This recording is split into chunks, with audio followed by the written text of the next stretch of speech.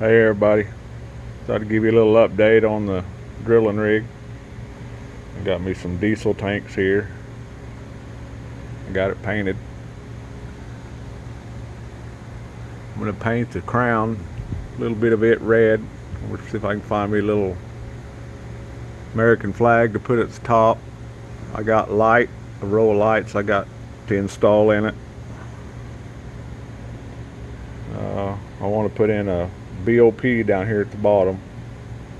Ain't gonna do a whole lot more to it. I'm gonna find something different for the doghouse. I'm gonna paint the handrails and everything. I don't know, think about blue or yellow. Thinking about safety yellow, the stairs and everything. This will be up in the crown. This will be up here, and it'll sit down in there.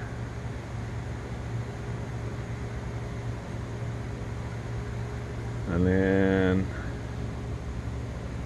this one will hang this way. I can get my fingers to work. It'll hang that way up inside there. And I'll put I don't know what I'm going to use for motors yet. I'll put some motors back in here.